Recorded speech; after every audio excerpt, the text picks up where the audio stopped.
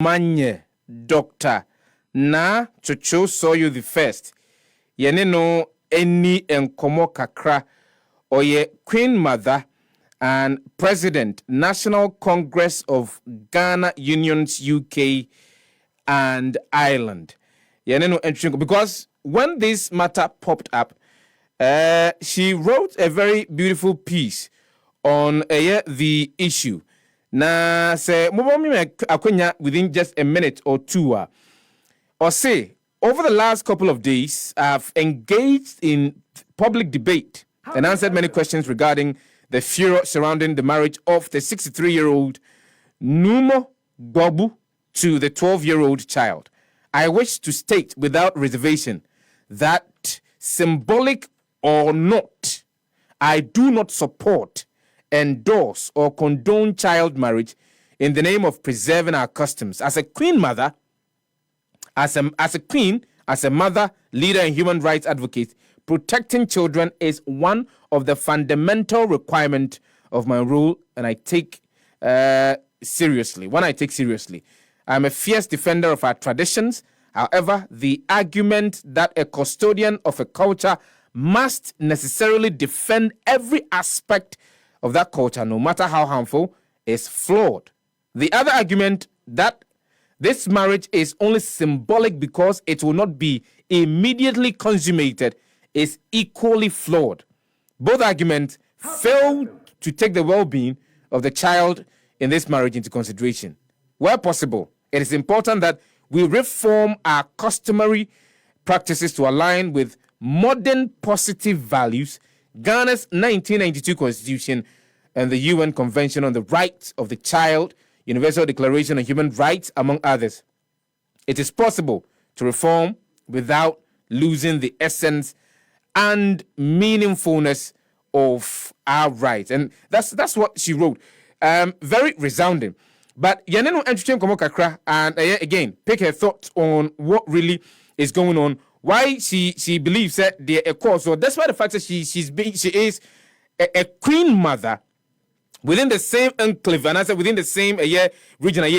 She believes whatever happened at Nungwa is absolutely wrong. Good morning, Manye. Many thanks for joining us this morning on the Happy Morning Show. Good morning. Thanks for allowing me the opportunity to express my opinion. You have expressed your disapproval concerning the marriage of the 12-year-old girl to the 63-year-old fetish priest. Can you elaborate a little bit more on why you have huge concerns with what really transpired at Nungwa, despite the fact that you yourself you believe in the customs and the traditions of your people? Yes, and thanks for that question. Actually, before I answer your question directly, I want to also clarify a couple of things. This conversation is not about the denigration or abolishment of my culture or my customs or the Ga cultural customs, which I said before I fiercely defend. This conversation is about reform of the aspects of our customs that are harmful. Because custom in itself and culture in itself is dynamic, and therefore it is important that we sit down, we look at those bits that we no longer serve us in today's society and reform those. Saying that, why did I come out the way I did? First of all, as I said, I'm a mother, and I have a daughter. And if someone approached me and said, I want to marry your child at 12 years old, I will have an issue. So although there is no suggestion, I will say the office of the Gbobulomo is a revered office. The Gbobulomo is considered a highly respected member or leader in our community, in the Ga community. And there is no suggestion that he is going to engage in conjugal activities with this child. However, for me, even the perception in the performance of his duties as Wolomo, the presentation of the perception of marriage to a child, in whatever form it takes, is problematic. And my concern is that it sends the wrong message that marriage to a child, no matter how it's conducted, is okay.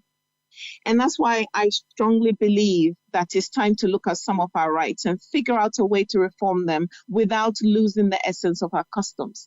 That is why I cannot, in all conscience, much as I love my custom, much as I'm a custodian of the same, in all conscience, condone what happened, even in perception. So, I mean, do you happen to, see a conflict there? Number one, you love your customs, you love your traditions, but you feel that some of the portions or aspects of your traditions are archaic and must be taken a critical look at. I mean, has it ever occurred to the custodians of the tradition that there are parts of the traditions that have gone outmoded, and so we should look at it? The simple answer is yes. Do you know, there is an ongoing conversation, even as we speak, as to the how to do this. But of course, with everything, we are dealing with people. We're dealing with age-old customs and traditions that have been entrenched in our society.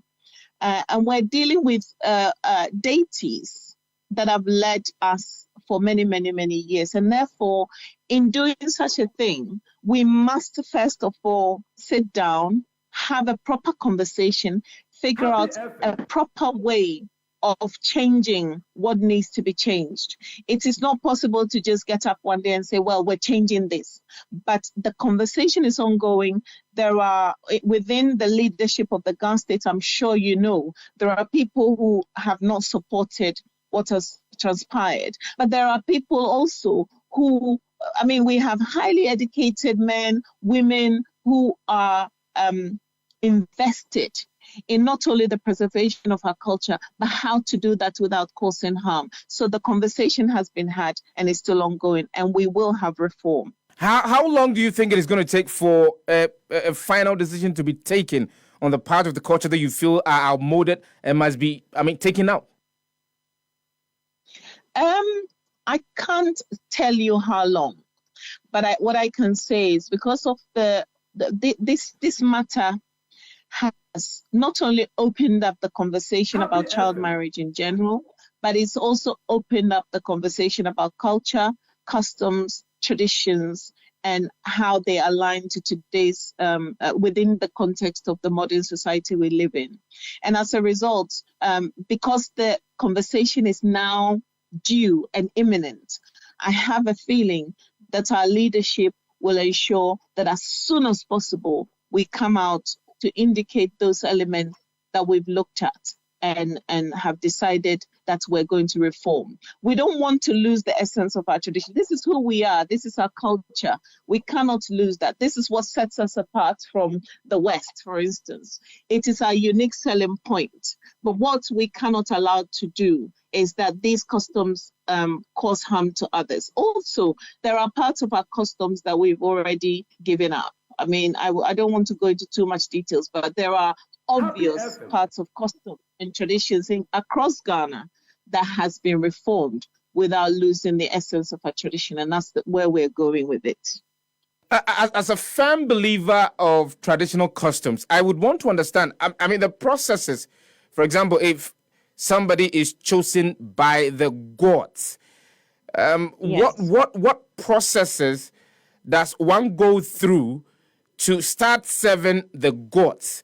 At what age can the traditional council say that you've been chosen by the gods, and so at this age or at that age, we are going to let you go serve the gods or perform your traditional role that has been prescribed for you by the gods?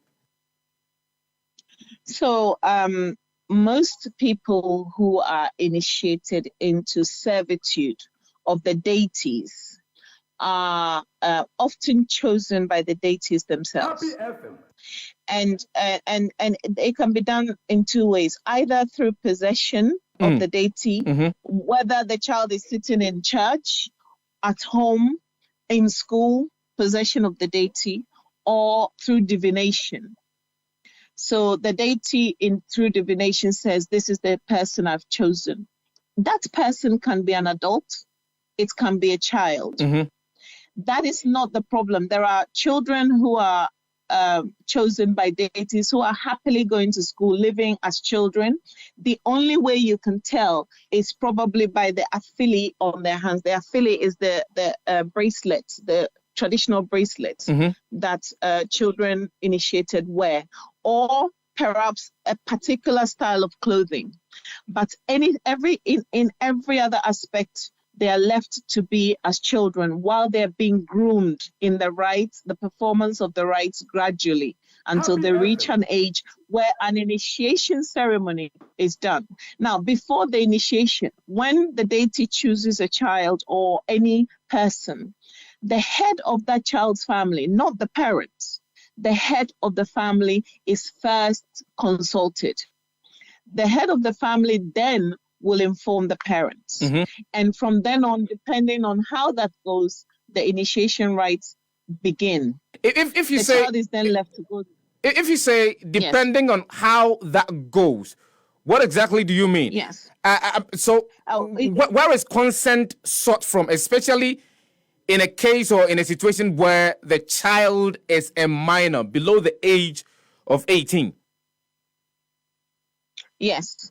The head of the family first, the head of the family then speaks to the parents. Now, in terms of consent, this is where, from a traditional perspective, it gets a little bit more interesting. We have evidence in traditional terms that it's not every parent who's going to consent to such a thing for their child, understandably. However, we have plenty of evidence to indicate that where a deity possesses or chooses a child, where the consent is not granted for the child at least to begin the process of initiation and the rites while living as a child, what tends to happen is we found that in a lot of cases, the life of the child is disturbed.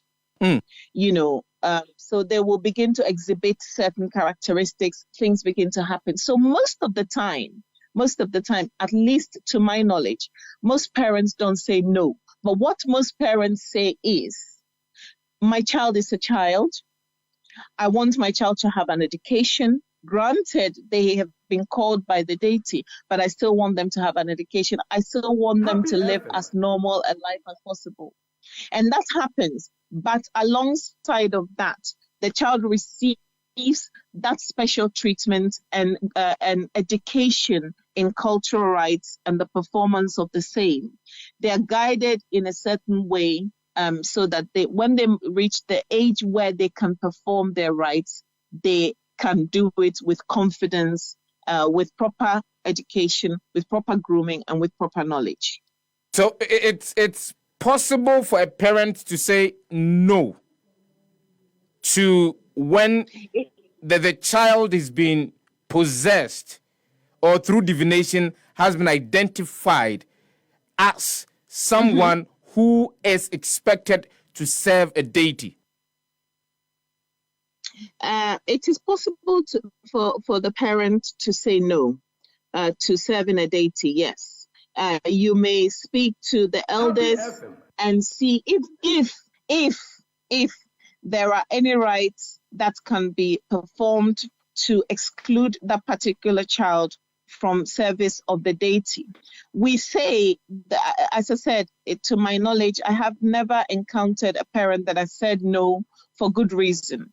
I know children who are in servitude of or have been initiated by deities or called by deities who are are in church every day with their parents, and it's an understanding of the matters of spirituality as opposed to what we have been made to believe as Africans, especially about ourselves, about our spirituality, as opposed to what other religions stand for or teach or preach. Happy FM. So let's get back to what really transpired at Nungwa.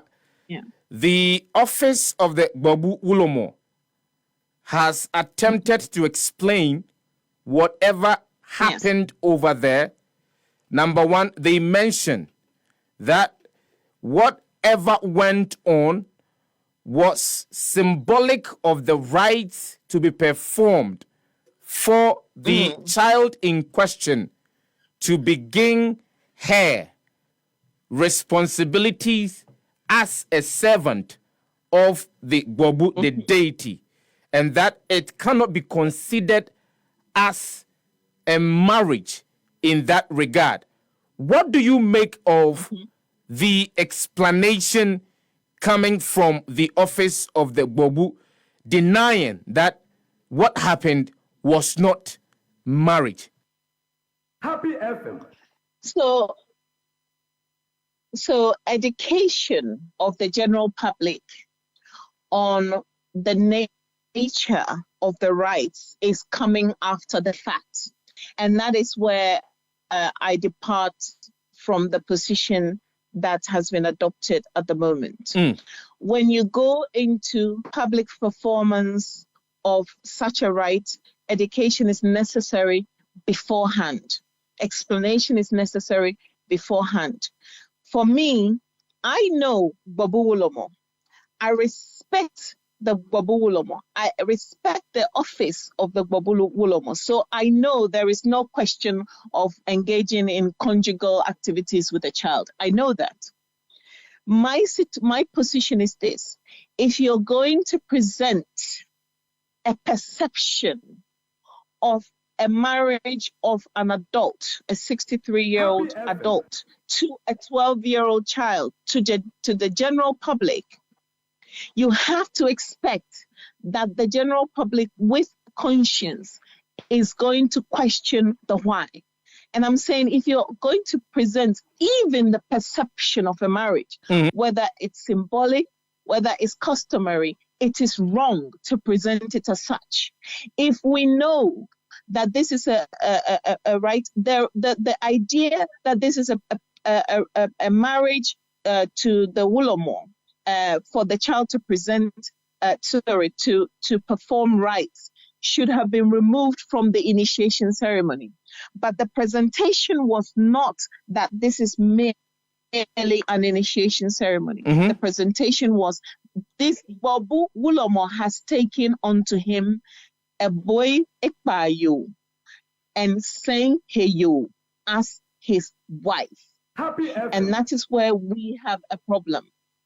And so now the explanation coming after the fact, the perception has already been created. The international media has already started asking questions.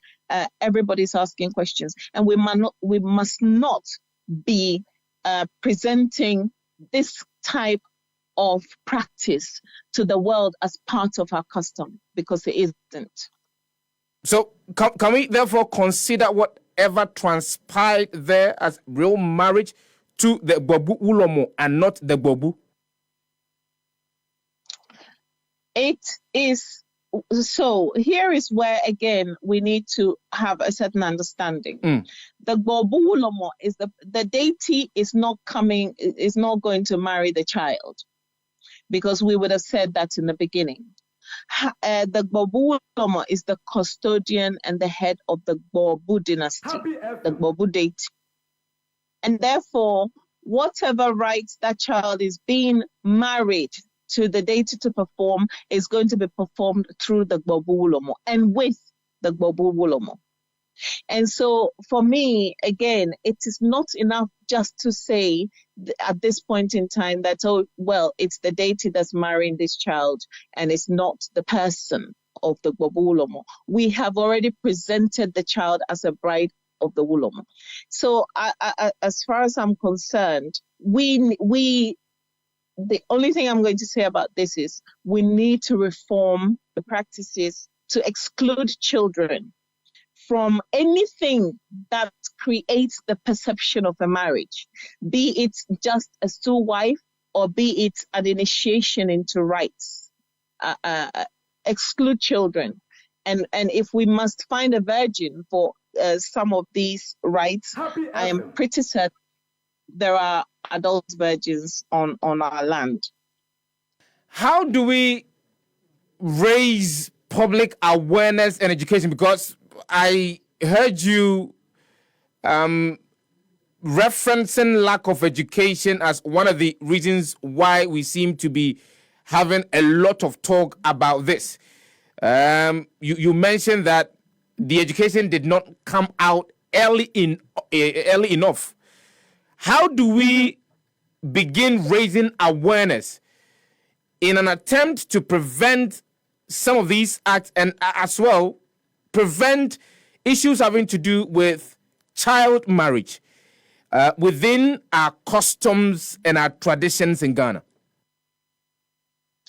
I think in terms of raising awareness, there are many ways in which to do that. We need to, first of all, a collaboration between traditional authority, civil society, legal authorities, and legislators is necessary. It really is. We need to join up thinking in the way we create awareness, but also engage. We have churches. Majority of the Ghanaian population subscribe to Christianity or some form of or Islam or some form of religion. Use our religious institutions to create awareness on the pulpits, in the mosque, etc. Also, we have our festivals. In the Gara tradition, for instance, Homowo is a festival with a lot of meaning. And we need to utilize our festivals across the nation to educate on child marriage, to educate on our culture, to educate on the tenets of our tradition. We also need to use community events, to educate. We need to create, we need to put systems in place, such as community gatherings. Collaboration with the media is also key and important. The media has a responsibility to tell the truth and the real African story. But in doing that, the media first needs to seek education about our culture and our tradition from the traditional authorities to be able to be the mouthpiece of the African. So these are ways in which we can utilize and reach out to the community to create education.